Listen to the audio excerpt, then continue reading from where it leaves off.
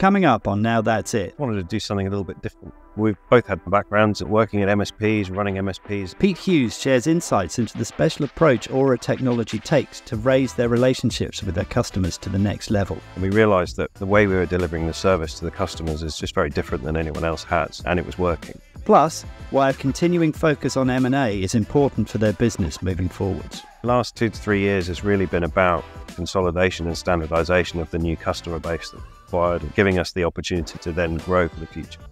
Welcome to Now That's It, Stories of MSP Success, where we dive into the journeys of some of the trailblazers in our industry to find out how they used their passion for technology to help turn managed services into the thriving sector it is today.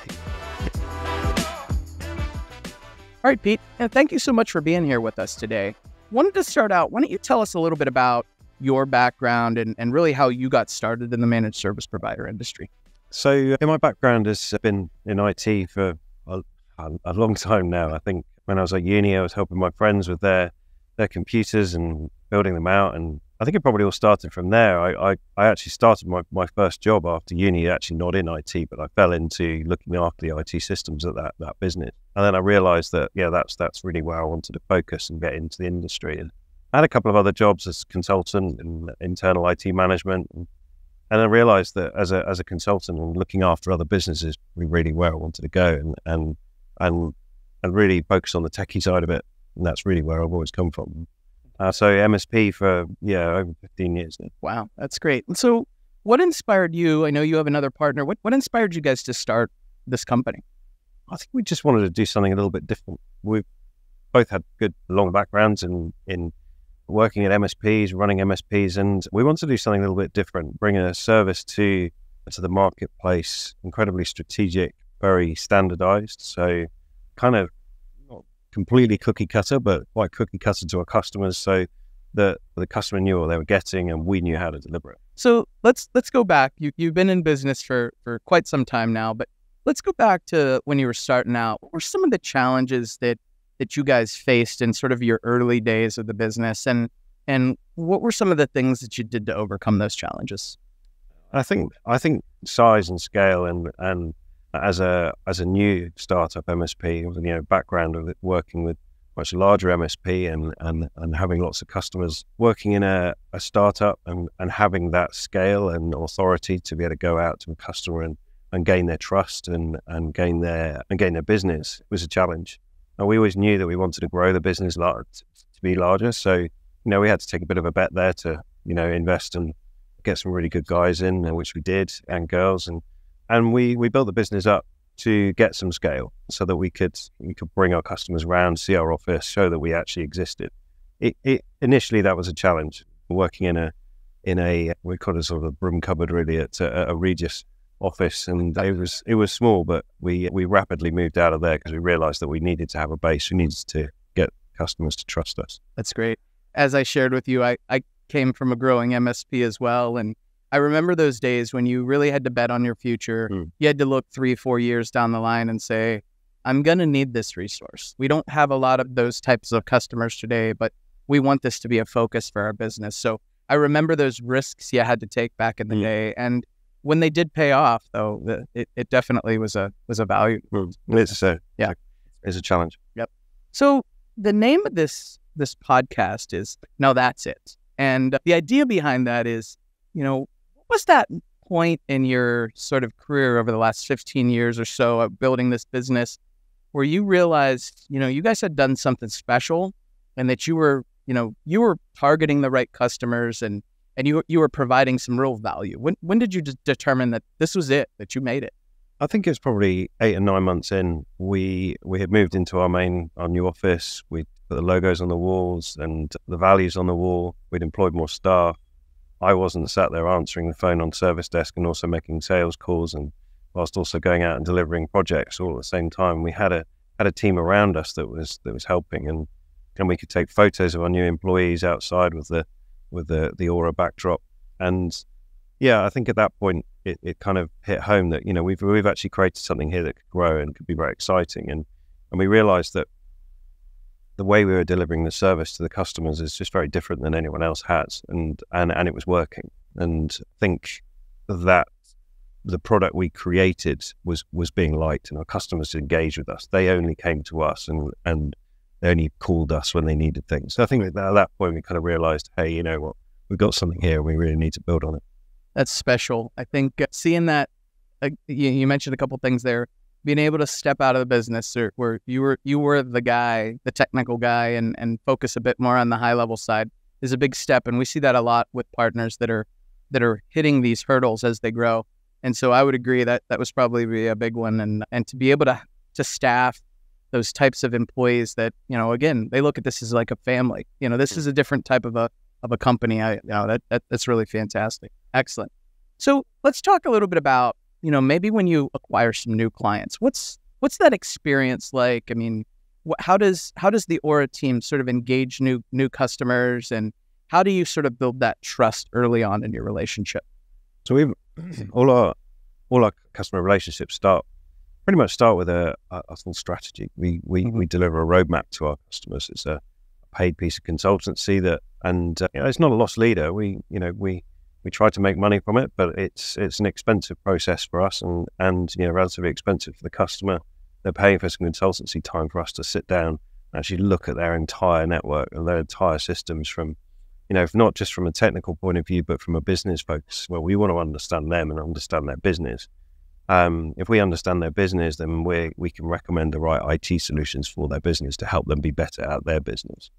And I think that approach and the presentation we give back to the customers afterwards, they really like. They're understanding that, hey, one of the first questions we ask is, where do you want to be, Mr. Customer, in the next 3 years? What are your plans? And they're like, oh, I wasn't expecting you to ask that. I was expecting you to say, what firewall have I got, or what computer have I got? Right. And it's really gaining their trust and understanding that, we want to deliver IT for their business, and it's not just about delivering an IT solution. And it's doing that up front for our customers. We find that getting their engagement, getting their buy-in to it really works. That's really smart. I think building that trust early with an engagement, like a consulting engagement, where you're truly understanding why they're in business, right? I think is really, really smart. In my past life, we worked in the healthcare space. That was a vertical for us. And while we understood the generalities of healthcare, truly understanding what would happen if technology disappeared was really, really important for us to make sure that we were putting the focus on the right areas. It also finds the right customers as well, because the customers, though, if they're willing to put pen to paper and pay for that service up front, you've got someone that's serious about wanting to use IT to help benefit their business. And that's critical for us because we want the right customers and they need the right supplier. That's really smart. Okay, so that's great. Starting out, that makes a lot of sense to sort of build that trust. Let's talk about going forward. What's your sort of approach to customer service? And what are the types of things that the Aura team does, again, to just obviously give that sense that as issues arise, that they are being addressed and taken care of? I suppose I probably answer that question with the fact that we try and have a real presence with our customers. And as part of our service, we deliver what every MSP probably says that they do, that we're proactive. We take that to a next level where we have a dedicated proactive team. So a team of people that will actually go out and visit our customers almost on a weekly or bi-weekly basis. They're not there to solve their problems right there and then. They're not the service desk. They're not field engineers. They're there to go and understand the customer, to see what they're doing, what's working for them, what isn't working. They're really there to try and find what might not work in the future so that we can prevent that problem happening in the first place. But they align our customers against the standards that we write. And I think that creates a lot of trust, and it creates a great relationship because those guys are super techie, but they're also really customer focused as well, and can have a good relationship.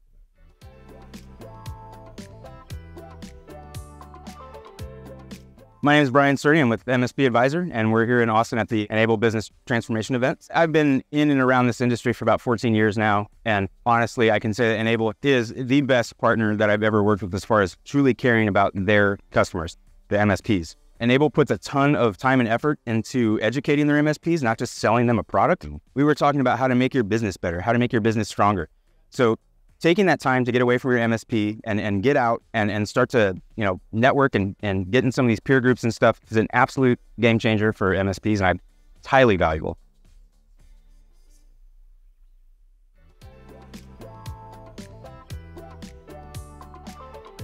So as the business has sort of evolved over the years, what are some of the key sort of milestones that you all hit along the way? I think so. Initially, that initial growth, getting us to a point where we had a 10 to 12 star, we had a good set of customers. They're engaging with us. We were able to deliver the service and prove the service worked. And then very key, soon after that, we did a deal where we acquired another MSP, a larger MSP that had been around for a number of years. So caught up in, I suppose, a lot of old MSP legacy systems, etc. That gave us some scale, and that allowed us to enter markets that we were previously unable to. It gave us a lot more process, policies, procedures, gave us 24/7 network operations, and that really for us, although it happened literally 2 months before COVID hit, which isn't the most ideal time. No. That gave us that kind of springboard to being able to grow further. So let's talk about the future. What are the goals that Aura has, or that you have for Aura for the future, and how do you hope to achieve this? Now that's a question. Yeah. The last 2 to 3 years has really been about consolidation and standardization of the new customer base that we acquired, and bringing our methods of working into that business, and giving us the opportunity to then grow for the future. And that's really what we want to do. We want to acquire more, both public sector and private sector customers. 50 to 500 users is our kind of sweet spot. We do go larger. Sometimes we go smaller, knowing that customer base is going to grow. That's our focus, and that's where we want to grow over the next few years. That's fantastic. Well, thank you very much, Pete, for being with us today. I think that was really great to talk to you and hear more about Aura. Thanks, no problem. To receive updates about future episodes, be sure to subscribe to our podcast on YouTube or your preferred podcast platform, and follow Enable on LinkedIn. We appreciate your support and encourage you to leave a rating or review, as it helps us reach more listeners who can benefit from the wealth of knowledge shared on this show. Remember, success is not a destination, it's a journey. And by immersing yourself in the stories of those who have walked the path before you, you'll gain the tools, inspiration and confidence to achieve your own triumphs. Stay tuned for more exciting episodes of Now That's It, Stories of MSP Success. This podcast provides educational information about issues that may be relevant to information technology service providers. Nothing in the podcast should be construed as any recommendation or endorsement by Enable, or as legal or any other advice. The views expressed by guests are their own, and their appearance on the podcast does not imply an endorsement of them or any entity they represent. Views and opinions expressed by Enable employees are those of the employees and do not necessarily reflect the view of Enable or its officers and directors. This podcast may also contain forward-looking statements regarding future product plans, functionality, or developmental efforts that should not be interpreted as a commitment from Enable related to any deliverables or timeframe. All content is based on information available at the time of recording, and Enable has no obligation to update any forward-looking statements.